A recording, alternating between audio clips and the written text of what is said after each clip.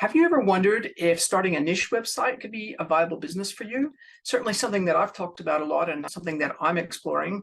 But in this episode from 2023, we're revisiting my conversation with Jake Lang, an expert at starting profitable niche sites. Now, Jake has an incredible story of building niche websites while working a full-time job, which has eventually led him to a six-figure business that allowed him to quit and work for himself. Now, if you've ever considered trying to build an income stream through a niche website, but you weren't sure where to start, this is the episode for you. Jake shares his step-by-step process for identifying promising niche topics, validating the business opportunities, and ultimately building sites that can be monetized through courses, memberships, affiliate links, and more. He also discusses common mistakes to avoid with niche websites, and he offers advice for maintaining focus when trying to build a business on the side where you still have a full-time job. As someone who has successfully created nearly 10 niche sites now, resulting in multiple six-figure businesses, Jake has tremendous insights to offer anyone hoping to follow a similar path. So tune in to hear his thoughtful perspectives on niche site best practices in this can't miss best of episode.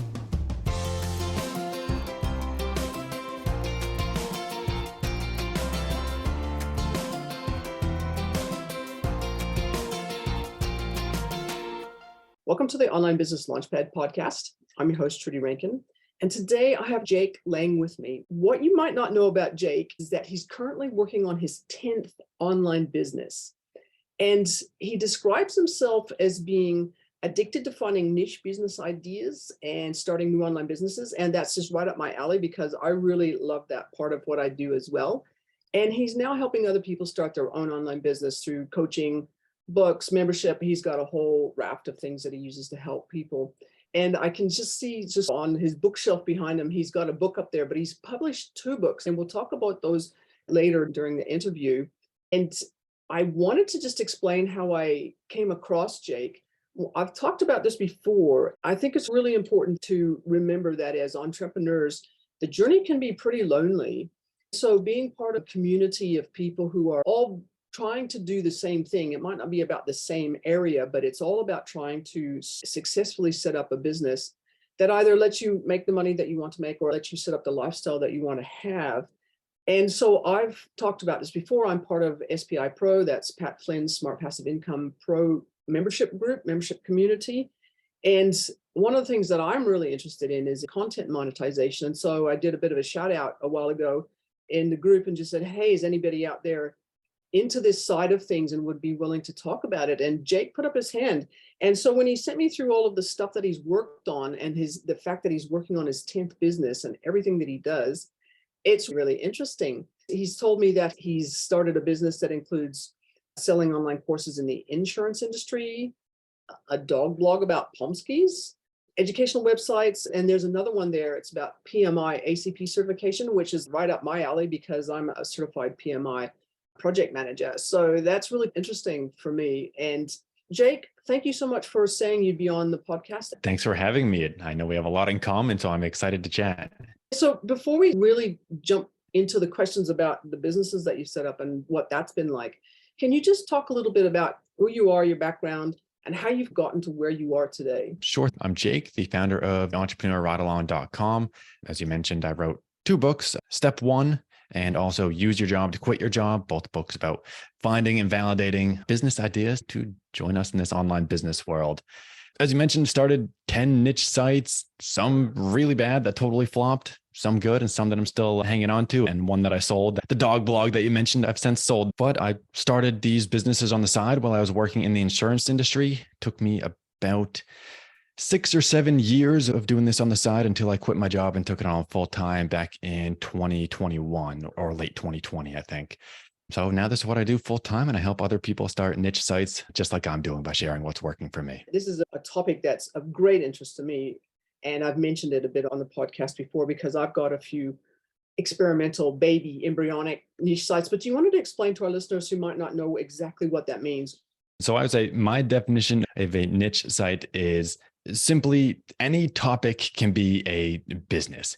And in my view, I like to start a business about something so small and specific where there's a group of people that are really interested in the subject, but not a lot of people creating content about it, talking about it, or really not a lot of information about there on that topic. So it's really easy to come in and be that expert resource on that topic. And then you can create courses, books, and be the go-to expert. For example, the Pomsky dog breed was one of them. When I started that little dog blog, I had never seen a Pomsky dog in my life, but I had seen a bunch of people looking for resources about how to train this really energetic type of dog. So I said, I know how to train dogs. It's half husky. I know how to train those. I'm going to start posting some content out there. And I became the world renowned expert on Pomsky dogs and how to train them without ever seeing one in my life. And so that's what a niche site. I've seen them since I started the website. I went out and met them and actually worked on training them. But when I started it, I hadn't seen them. So that's what a niche site is, basically a small subject like that where there's not a lot of information on it and you can be the expert on that topic. I'm smiling a little bit for a couple of reasons. One is that I say niche, you say niche. And you can tell that the American versus sort of British, kind of Australia, New Zealand, whatever, lots of us say niche. So that's always a lot of fun. But the second thing was that I'm so glad that you went out and learned about and met the dogs and things like that, because I always find it interesting. One of the things that slowed me down at the beginning is that I'd look at a topic and I go, I don't know anything about that. And then later on, I discovered that there's lots of websites where the people who own the website, they don't know anything about the topic either, but they get people who do know about the topic to write about it. But that's a slightly different thing if you're getting writers to write about it, as opposed to you yourself being the expert in a particular topic. So how long do you think it took you to go from no knowledge about Pomskys as a dog breed all the way through to being, yeah, I know a lot about these ones and I can help people? I'd say it was relatively quick in the grand scheme of things. I'd say within a year, I wasn't reaching out to experts anymore because I've owned dogs my entire life. I've trained dogs my entire life. So I had a lot of information about just baseline. Here's everything you need to know about raising a healthy, happy dog. In the beginning, it was, okay, what are the specifics about this type of dog breed? And I went out to the people that were already training these dogs. I interviewed them, had them on a podcast, had them writing guest blogs for me. And like you said, I was aggregating the information because there was nothing out there. And the reason I actually started the blog is because I'm a dog lover and I saw that this specific type of breed was commonly involved in scams and puppy mills, which are people unethically breeding dog and selling them to pet stores and then charging like $2,000 for this dog and people buying this little pet toy breed. And I was like, this isn't cool. I don't like this. And nobody out there knows what they're doing about SEO around this dog breed. So I can come in and I know what I'm doing with SEO and blogging. I can start creating real content from real people that have owned this dog. And here's some real information. And here's how to avoid getting scammed. Don't Western Union wire transfer $2,000 to somebody that you've never seen, a fake photo on the internet. Here's how to identify scams. Hey, if you do have this dog, here's how to raise ethically. And that's how it started. And then because of that, I started getting a lot of traction and a lot of questions. And then I started having to go out real professional trainers and people that have owned this dog. And then it grew from there. So it started as just a little side project to practice SEO and turned into a business that I ended up selling. I think that's really interesting. So I'm curious about that part of the journey where you were using it as a mechanism for practicing SEO. Why were you wanting to practice SEO? Did you already have other websites at that stage? This was the fourth website I had created. The first two were total flops. I had no idea what I was doing and made a bunch of mistakes, but learned a lot. The third one is my niche site in the insurance industry, where I sell online courses to help employees of the insurance industry pass this certification. I had to earn this certification when I worked as a product analyst in the industry. And I hated the study material. And so I wrote my own study material and then started selling that. And I said, wow, this is actually working. Look at it. I stumbled into it, did it by accident, did it successfully. Stumbled into SEO by accident because, again, it was a niche topic that nobody was writing about. So I just started writing about these exams. And because I was using the name of the exam in my blog, that was the keyword that people were searching for, but nobody was writing about. And all of a sudden, I started getting a ton of traffic from Google. And I said, how am I doing this? And why am I doing this? And then I learned a lot through that website. A couple of years later, maybe a year or two after successfully starting that and monetizing it, I started the Pomsky blog because I was basically saying, I want to figure out how to actually do this the right way from scratch, starting with all the right methodology from the beginning and see if it works. And it did. Which is fascinating because that was number 4. And now you're all the way up to working on number 10. What's your process for going through and deciding what type of site you're going to create and what the topic be. And that's what the book step one is actually, is that process and methodology that I go through. And in my view, so basically in the book, I believe there's 35 or 40 what I call brain dump questions, which are just brainstorming questions to come up with over 150 different topics that you might be an expert at or might be interested in becoming an expert at. And to me, that's really all I look at. What do I touch in my daily life? Because every single thing around you, every single job you've ever had, thing you've ever touched, thing you've ever learned, hobby you've ever had could be the topic of your business. So for me, I just start with this brainstorming exercise and then narrow it down from there based on what I'm interested in. Can I see myself writing 100 blog posts on this topic? And if not, then I'm not going to touch that because I will not be interested in that business. And I take it from there and then do a little bit more narrowing to figure out if I'm interested in it, is it actually viable? And the way that I do that is a good baseline check always is, I told you I love SEO. That's my primary method of traffic generation. I simply use keyword research, SEO tools. I use SEMrush to look up how many people are simply searching for what I call the root topic, the root niche. So for Pomsky, I would just type in Pomsky. Okay, how many people out there are even looking for information about this dog? Oh, 200,000 people. Okay, that's way more than I need. But I can tell that there's people out there and I can see that there's tons of topics being asked that are being searched on Google. Not a lot of people talking about that subject. So those become my blog posts and that's how I get traffic. One of the sites that I just started about pellet stoves. Do you guys have pellet stoves in Australia? I have no idea. I have to confess, because in the city, you either have gas stoves, electric heating, or you have wood stoves, wood burning stoves, and pellet stoves. I haven't seen them advertised, but that's not to say we don't have them. I don't know. So, I live in Maine. It gets cold here, so everybody in Maine has a pellet stove. They're similar to a wood stove, except it's just these little pellets, just compressed wood shavings and pellets, and that's what you burn to heat your home. But anyways, when I moved to Maine, I had no idea what a pellet stove was, had one in my house, and I said, how the heck do I use this thing? Started Googling how to use it. Not a lot of information. So I said, oh, maybe this is a niche topic that I can learn about. Looked it up through keyword research. Nobody was really talking about it. So I said, okay, I'm going to start a niche site on this because I need to learn this anyways, and I can just write about it and teach other people what I learn. So that's the process that I use for finding these niche topics. It sounds like you write all of your content yourself. Is that the case? Or maybe a few guest posts? Do you write the majority of it yourself? I write it all. I brought on guest writers, but it's mostly to help somebody out and give some exposure, kind of like this guest podcast, somebody else's perspective on a topic, and share it with my audience. That makes a lot of sense. I want to come back to something that you were talking about earlier, where you're talking about when you sold your Pomsky site, your website. Can you just talk a little bit about the process and how that came about and what made you decide to sell it as opposed to keep it, hold it, and continue to get revenue from it? Sure. I'd say the big reason for selling, let me tell you, at this point, I had scaled it up. It was generating about $2,000 per month in recurring revenue through a little membership and affiliate products, mostly from the membership. And I wrote a little dog training book as well. So that was the monetization. And I used empireflippers.com. I'd actually heard about it, I think, on the SPI podcast, and that's how I found them. And they were awesome. They handle everything for you. They give you the valuation. They're the middleman that connects you with the buyer. Highly recommend them. And I got a valuation of $95,000, and I ended up selling the site for the full valuation. And it really just came down to the price point that I could sell it for. Did I think it was worth it? Because that would cover basically 3 or 4 years of revenue from that website.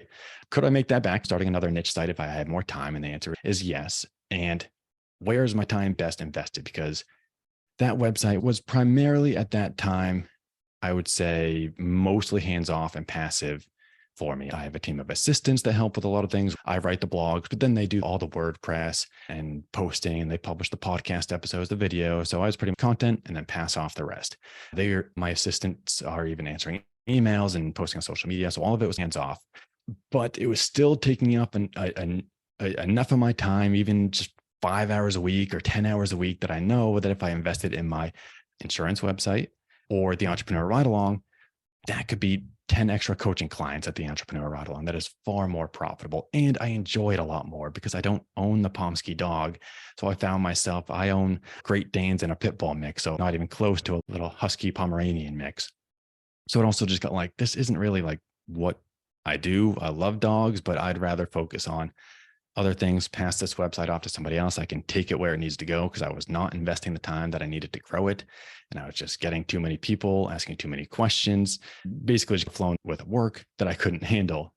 And if I invested the time, could have grown it a lot more. So it's time to pass it off to somebody else to take it to the next level so I could focus on the projects that were making me more money and giving me more enjoyment. Makes a lot of sense. So basically, you heard about Empire Flippers. You decided you're going to take this website and sell it, and they helped you do it. I've heard about them as well. I've also, Flippa is another one. I'm just a little curious because at this stage, I thought, and this could be me just not knowing, Empire Flippers took some of the more expensive, they sold mid to high range sites. And obviously Flippa sells up the range as well, but they also have lower range ones as well. So did you do any research before you picked them, or just went? The change happened after I sold this business. This was sold in 2020, I believe. It was right before I quit my day job.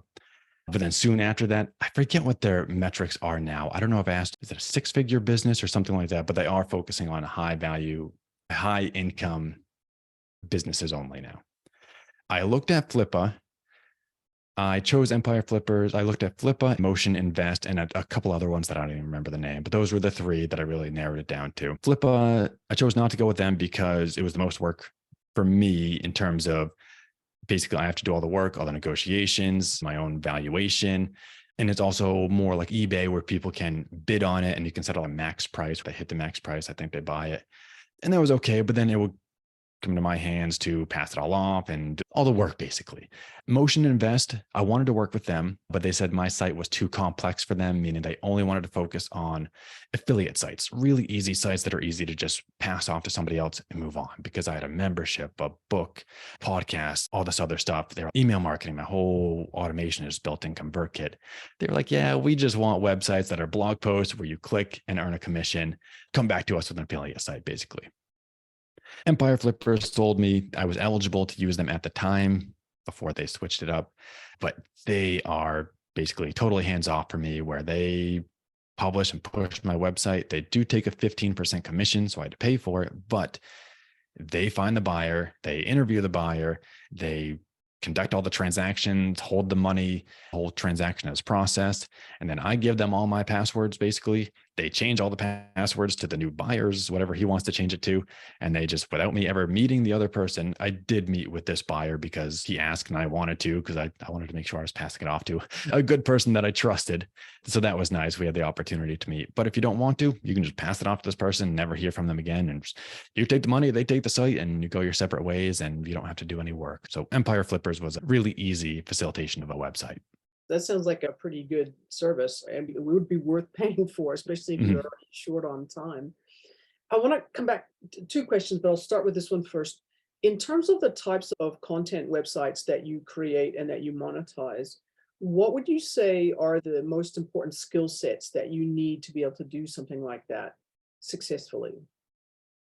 For a content website, one of the most important skill sets is just jumping in and doing research. So I say first do the research to figure out what is it viable? Is it going to work? I mentioned I had 2 sites that totally flopped when I first got into this whole online business world. That's because I did no research, didn't talk to my target market at all, and just said, oh, I have an idea. I'm going to be rich. I'm going to go put this online, and where are the customers? Come give me your money. I had no knowledge on the subject, no expertise, and didn't really care about the topic at all. So it was really just saw dollar signs and dove into it. And that's why those failed. So I'd say research is a big skill set that you need in terms of, at least in my world, using SEO, and it's the same as podcasting, YouTube videos, is doing that research. What is the right business to start? What type of content do you want to consume? And then what is your pain point that I can solve with my products or services? So that I'd say that research has been key for me to successfully keep doing this over and over again, rather than wasting my time months at a time trying to build a new website, throwing things at the wall, hoping something sticks. That research helps you make sure that it's going to succeed before you dive in. And then it is really just diving in and doing it and spending the time. Like I said, if it's on your brainstorming sheet, one of your ideas, and you really can't see yourself writing 100 blog posts, a book, or recording a bunch of podcast episodes about the topic, then avoid it because you won't do it and then the business won't succeed. That's wise advice. Do you think that your business model would work as well if you were paying somebody to write your content for you? I think the research will still need to be done because in the end, you need to know what pain point is your target market facing. You could probably pay somebody to do that research too, but I like the research part. What information do they need? What product and service can you create to solve that pain point? I don't plan on ever hiring somebody to write for me just because I like writing. I like working on my businesses and I like being the one with the knowledge that runs the business. So I'm also the one that can write the content because I have the knowledge to be the expert behind the scenes. But yeah, I could hypothetically see if you did the research, if you said, here's a list of keywords, go write about this, and here's what I want to talk about on each one, then you could pass it off. Still take a bit of a review if it's meeting the criteria of what you see as acceptable to put out in front of the world, because in the end, you're the one on the hook. It's your business. So it has to be accurate and presentable. But absolutely, you could use the same business model and outsource the whole thing. Yeah, obviously you have to be paying for it, but Yeah. it does work. So I want to come back to one of the questions that I know listeners will be asking, and that is in terms of the monetization side of things. You've already mentioned courses and affiliate links, I'm assuming as well, but exactly how do you go ahead and monetize your sites? Do you have a preferred mix or do you base it on the topic? To me, it depends on the topic. And the topic really depends. And I should say, even further than that, the topic and simply how can I solve the pain point of that target market. For example, my insurance website, it's simply, I want to take this exam and pass this exam. So give me the content that I need. Okay, here's a course or a book. Just read it, take the practice exams, and go ahead and pass it. With Pomsky, the Pomsky website, it was, I want a community of other people training this dog. I need help and resources. So I was like, okay, that's a membership with some content. And here's some courses in the membership. So you can communicate with other people, real trainers. I'm in there to answer your questions too. And here's some courses about training as well, and a book on top of that. So I'd say it really depends on what that pain point is that you're facing, and you can find the right vehicle to solve that pain point.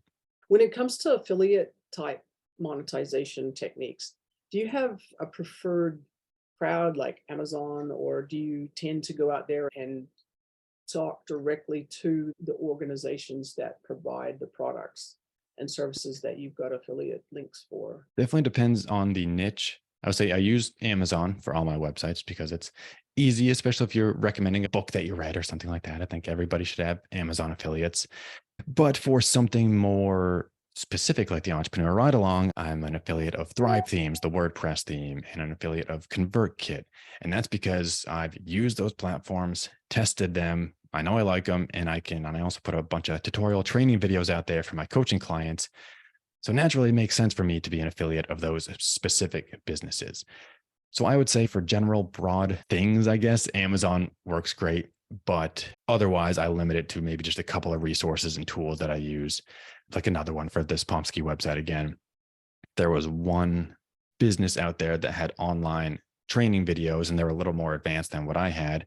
They were more broad training videos for aggressive, energetic dogs. And they offered a recurring commission for anybody that joined their membership.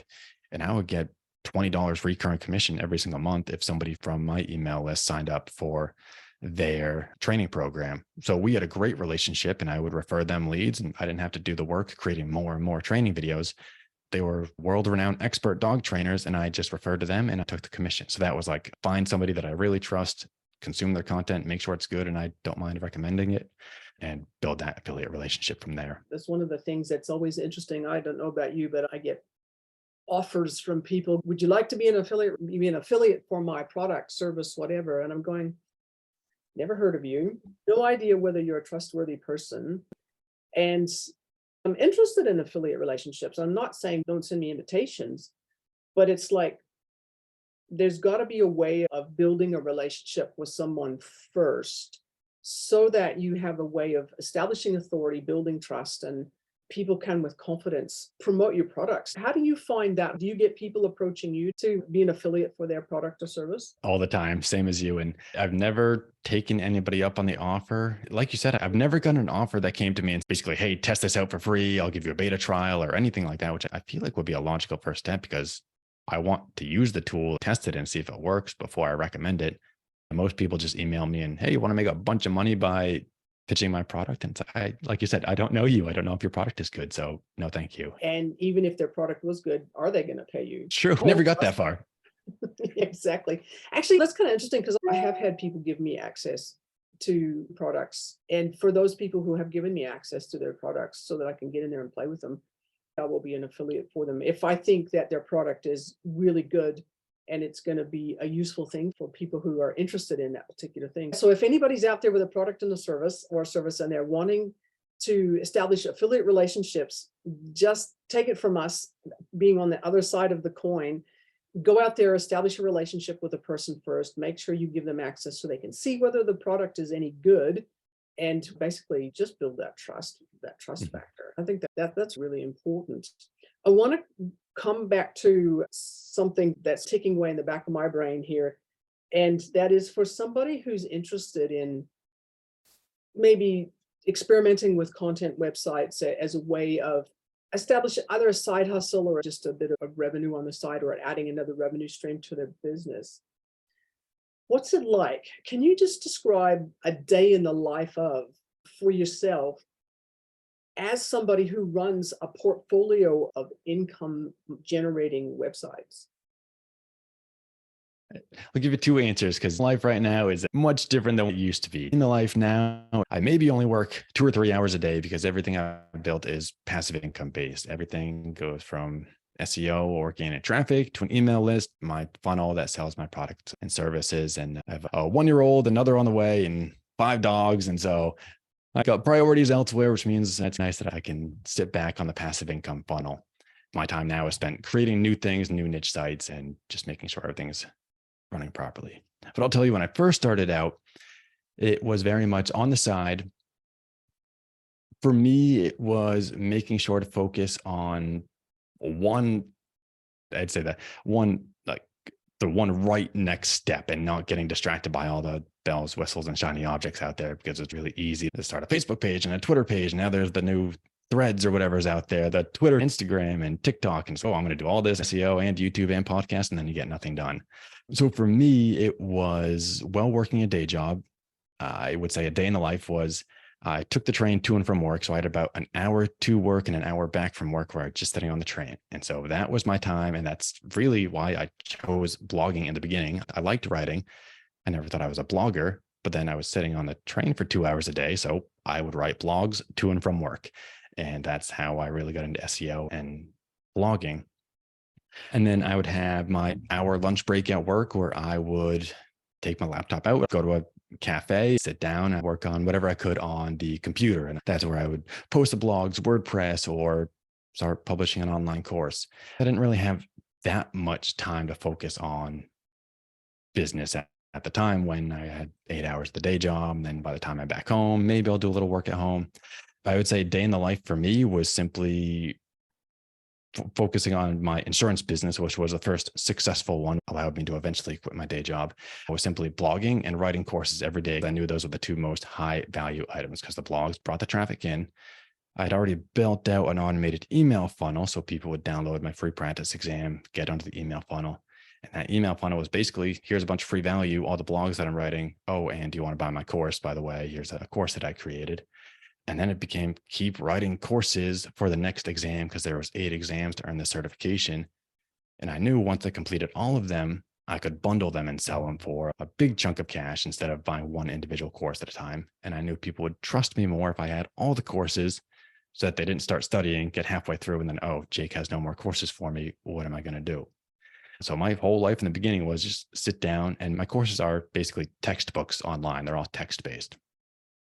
So for me, every spare minute I had in between work, on the way to work, and when I wasn't working was writing. And it could be for anybody else out there, it could be podcast, video, whatever else you can do. There's plenty of other means of creating content if you don't like writing. But for me, that's what I was in Word documents all day long, typing away. That's kind of interesting because a lot of courses these days are video based rather than text based. So do you find that puts some people off, or some people prefer the text based as opposed to a talking head type approach with video? I find that it's actually preferred in this niche. At the time, it was simply because I had no time to record video. So I was writing a textbook and then it became an online course. And then I found out through market research that people actually preferred the text because there's so much complex content that it would take me 5-10 minutes to sit on video and talk through one of the subjects, where I can write it more succinctly in a couple of bullet points with a little graph example. They can go on their way. A lot of it is actuarial concepts, financial concepts, and some legal concepts that are really just me on screen here reciting it and then trying to write it down. It's almost better if you have it on your notes and you can copy and paste it. I give away a little like cheat sheet study guide. So as you're reading my course, you just take your own shorthand notes on the side and then you study your cheat sheet. And people prefer that because they can just kind of copy and paste right from my course onto their cheat sheet and then study the cheat sheet. But I agree. One of my competitors does video courses. And whenever somebody says, hey, do you have videos? I say, nope, go to this guy. He's the video course guy in this niche. I'm the textbook guy. And that's fine with me. I have my market and he has his, and we both do well in the niche. And do you exchange affiliate links? No, we haven't. You know what? I pass him off business. We should, but he's a little more, I would say, old school. He doesn't necessarily know all the online business tactics, but I should probably introduce him to that. You might be doing him a favor. His are recorded with almost a professional video camera. It's not like this. It's not even an online course platform. It's a DVD. So, you get a video course, but you got a DVD and copy it onto your computer and download it and all that. If the course is still working and functioning, that's why not? Yeah, it's working. People love it. So that sort of takes me on to my next question as we start to wrap things up a little bit. I mentioned in the introduction that you mentioned that you've got another website around one of PMI's certifications. Mm-hmm. Do you want to just talk a little bit about that? Is it the same as what you did for your insurance niche, or how did you get into that particular topic? Yeah, that one is even more niche than the insurance one. It's not as popular of a certification, as you probably know. That one is simply when I switched companies in the insurance industry, the new company I went to was all about Agile. And they basically said, everybody that's here has to learn Agile. How do you want to learn it? You can take all these certification courses or whatever you want to pull up it off. I said, okay, I've already created this website with my insurance courses. I can just literally copy it with a new subject. And that's what I did. I found this certification through the PMI. My company approved it and said, okay, why don't you start studying for the PMI ACP? And I said, okay, I'm going to start. And I was always honest with my employers. I didn't say, hey, I'm going to write a course, but I would say, hey, I'm going to do some tutoring on the side while I'm studying this and help other people. I was like, yeah, that's fine. Put some resources out there, publish your studying journey, and that's fine. So I told them that. They were cool with it. And I just copied my exact funnel, literally the same exact email funnel, just changed the name of the exam and the pain point. And now I have the same funnel, same thing set up, selling a practice exam course for the PMI ACP. It's really nice when you get to the place where it's not cookie cutter, but it's taking the same template and reusing and repurposing stuff that you've already done. That makes a lot of sense. And it's one of the things that I often think about when I'm thinking about ideas for content sites. And that it's basically, is it something that you could repeat and scale by repeating, by topic or by location or whatever? That's interesting. One really quick question. Have you ever thought about buying an existing content site and then scaling it based on what you know? I have. I've made bids on Flippa before for content sites and just never got it. I always got outbid every time, but absolutely, it's going to be a future project and it's going to be a case study on the Entrepreneur Ride Along. Just haven't got one yet, but eventually. You and I are in the same boat. I've put in some bids just recently on Flippa, and the one that I was really interested in didn't sell because I didn't hit the reserve. And then the person came back to me and said, hey, are you interested at this price? I didn't have a chance to respond because I was so busy. And this morning I get an email from Flippa saying it's sold. So you lose. Yeah, it really is. It's a little depressing too, because you get so excited about this new site and you see the vision for it, you put in the bid and say, didn't get it. Okay, I've got to get excited about a new one. Yeah, exactly. Go and do all the research and stuff. Yeah. So it's really interesting. We could talk about this stuff for hours, but we've come to the end of our allotted time. If you were, so thinking back to the time that you spent on the train doing your blog posts and you worked your way through those first two that didn't work and stuff, and you finally landed on one idea that did work. If somebody was in the same sort of situation as you, where they're going, I really want to be successful at this whole content creation, monetization side of things, but they're going, wow, that there's so much opportunity, but there's also so much chances that you'll just fail. What kind of advice would you give to somebody who's at that stage where they want to do it, but they're really worried that it's going to be a waste of their time and effort? Yeah. First, I would say no matter what, it's not a waste of time and effort. I mentioned those two flops that I had. I absolutely would not be here today if I didn't start those two websites, because that taught me WordPress and it taught me blogging back then. I heard about SEO, but didn't know how to do it. If I hadn't started those two websites, I wouldn't have learned that one of the first steps, once you have an idea, is talking to your target market and figure out, what do you guys even need in this target market? What can I help you with? Should I even start a business here? I'd still be struggling if I hadn't started those two websites. So that's one piece of advice, is if you got the idea, no matter what, you're going to take a learning lesson away from it. Even if it's that learning lesson cost you a bit of time, it's still a great learning lesson. But I would say there is so much opportunity out there. There is still plenty of opportunity to create these content niche sites.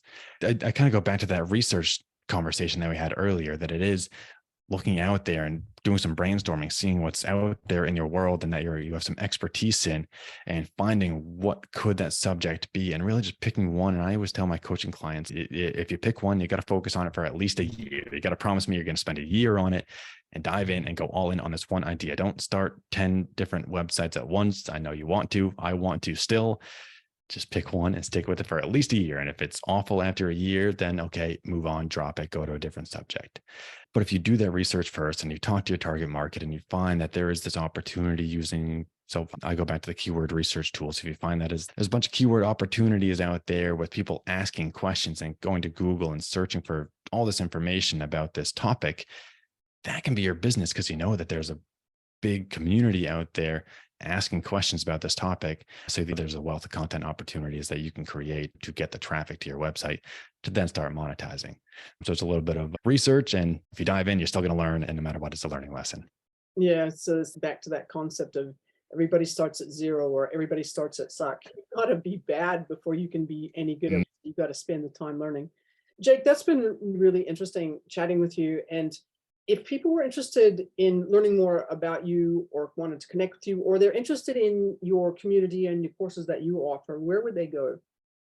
I'd say head over to theentrepreneurridealong.com, and you can check out step one at step1book.com, and that'll help you find and validate your business idea.